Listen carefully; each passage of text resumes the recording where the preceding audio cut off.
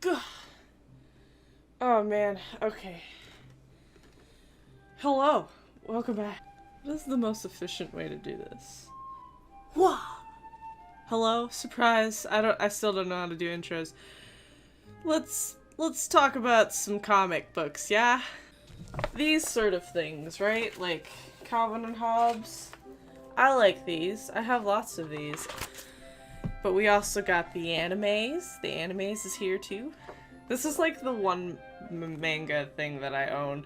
I'm not really into it that much. And of course the Lumberjanes. If you don't own this, it's a real tragedy. But anyway, comic books! Alright, well not specifically like comic books, but moreover like the idea of iconic imagery translating into words and how that is communicated. And comics do this very efficiently, and Scott McCloud, the person that read this segment in our reading section, is very good at describing all of this. And I'm just gonna describe it in my way, because that's what I do. And if I can make a video for YouTube and also get a grade, I'm here, man, so let's do it. So, comic books, or sequential art, I think is commonly viewed like this. How could anyone indulge in this? Baseless drivel. I'll have no part of it. But then you end up doing this. Hour 78 of Camp Pining Hearts. It's the Cooler War Correct. Doesn't that mean anything to you? You've been here for a few days. Is everything okay? And comics are this truly lovely, intimate medium, I think, that not everybody really gives the time of day because it's just like cartoons or whatever, but I feel like it has real opportunity to tell some really great stories. And Scott McCloud goes into why, you know, it can be such an intimate medium because of how we view images. And he also briefly talks about how visual imagery and text does this weird dance sometimes where that, you know, it becomes very literal and then be very metaphorical based on the image being conveyed, be it text or a visual image. Well, actually, something called the icon. Let's get into that. I did happen upon a container containing many shirts. Imagine appearance modifiers that aren't melded to your body. You probably know them as emojis, and that is fair because emojis are icons. And Scott puts it, or defines it as any image used to represent a person, place, thing, or idea. And that is exactly what an icon does. But the interesting about icons is that, for the most part, what they literally say, at least visually, is not always what they communicate. So if you have this image, you're all like, oh, I know what that means. But in actuality, this is just a really simple form of a man and a woman. This is a flag, but some of you might connotate your country with this picture. What was the other one? Oh, and this doesn't even have a real life, like, manifestation. This represents an idea, which makes it an even more complex icon because it's more of a metaphysical kind of thing where it's like, this represents a concept rather than having its own physical manifestation in the real world. And that is how deep icons can get.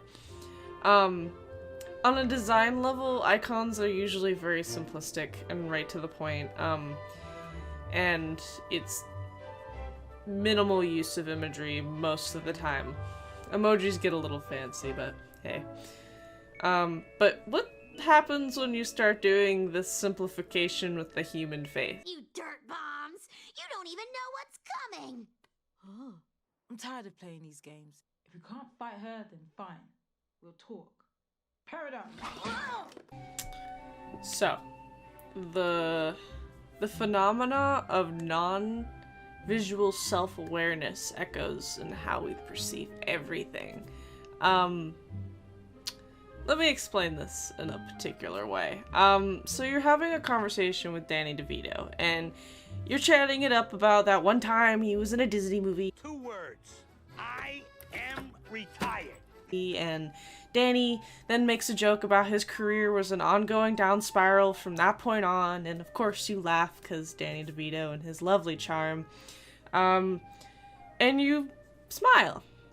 And you don't really see yourself smile, but you know you smiled, and that it means a lot in the sense that you have a general idea of placement in your head, but without the actual visual stimuli for that. So you know what a smile looks like, even without looking at it. So when you have these really simplified characters, such as... I demand to know what this place is and where Oh my stars. You're going to harvest me? No, I mean, ow, that hurt. It did? Yeah, a lot.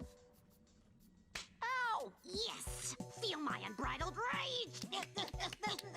It's really easy to see yourself in them, which is just amazing. So when you're trying to relate with these little characters, it's like, oh, I know what this little guy is feeling because that's how I like. What is this character feeling right now? Really, honestly, like that's very visually communicated, and that's sort of the power of imagery, because this isn't really anything to do with a realistic image, but at the same time, all this emotion is being conveyed, and it's just that's the power of that. And Scott has this illustration where he talks about how objects and yourself become one when you start connotating yourself with an image. His example, one of his examples was how a car, like if you get hit by a car, you become part of that car, and it's he hit me or they hit me, and not just your car, because they directly hit your car, but not you. But you kind of make that extension to yourself. And this visual right here, that is sort of a really beautiful example of comics being able to visually communicate an idea like that, because that object going on that person is becoming them. So what does this mean for our culture as a whole with all this visual hoopla? Cards are a great way to tell someone something if you can't be face to face with them. Or if they don't want to see your face. You gotta give her a taste of the sweet version of Peridot. Here, look! It's you and Lapis holding hands. Write an apology inside to Lapis so she knows how sorry you were about before, and that everything is okay now. If you write it from your heart, your feelings will reach her. Just try to be sincere. So let's talk about that. This is the time for discussion, I think. So Scott goes into this giant thing about how there's this pyramid scheme between language, the picture plane, and reality. And then he puts certain comic characters to where they go on a realistic level, and then to a literal level, and then to a metaphorical level, and like where they land on like style. And he then goes into description on how style and like how much detail you put into an object can draw attention to that object, and you know, really good storytelling methods. But visual imagery is kind of ingrained to us to we want to be a part of whatever that like group of people that looks like red or blue. We want to, you know, connotate ourselves with certain images so we feel like those certain... You know how Instagram, you know, sets up these really unrealistic body expectations for girls and stuff? Like, that visual for girls becomes kind of toxic. But of course they correlate their identity to whoever and they want to be like them. Or how you have those dude bros who are like, oh, Supreme, man, it's super cool, man. You know, they want that image. And it kind of becomes sort of a commodity economic stratum conversation. But also, images are sort of how we relate to people.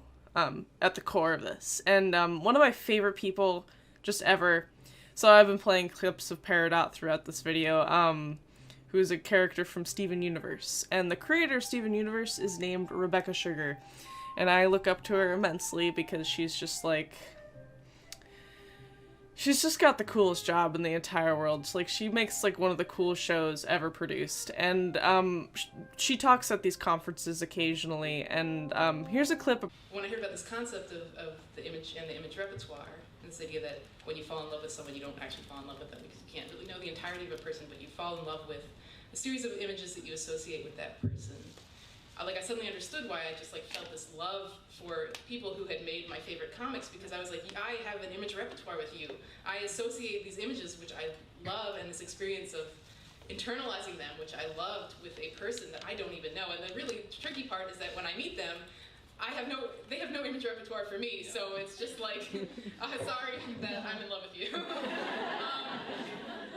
But it's real. I mean, it's like a really real thing.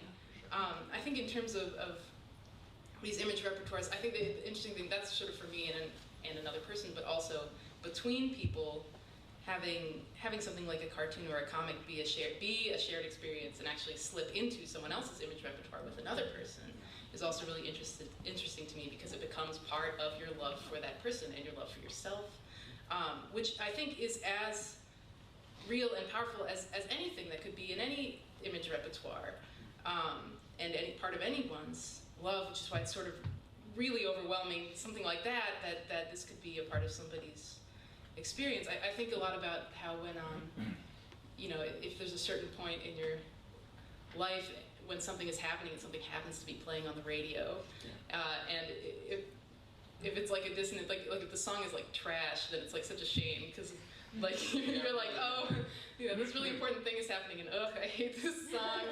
My life sucks. But if it's like this like really, something really beautiful, it becomes like tied to this moment forever. So I would think about the show a little like, on the one hand, sort of, it could almost be anything, because it's going to be on in the background and it's going to be a part of someone's life just by being there. But if it's a beautiful song, if it's something that actually is meaningful, in the way that can be, that can really change sort of a moment in time if there's something playing in the background that is beautiful. So that being said, we kind of are the image we produce, and it's this really beautiful interaction that you can have with somebody if you're into that kind of thing. And it becomes this sort of exchange of ideas without even talking, and then that goes back to the whole pyramid thing where, literal to non-literal, but there's just so many different ways to communicate things in comics, which is why I love them so much, because you just have more control over the medium than you could have ever with, a movie, because you have the restriction of time, or just a painting because you can only have one still, where comics kind of like you can illustrate every point and detail you want described. But also images in itself are just like innately more intimate, because no matter what culture you come from, for the most part, if it's just no words, you can, and like the image is very clear, you can communicate with somebody that way.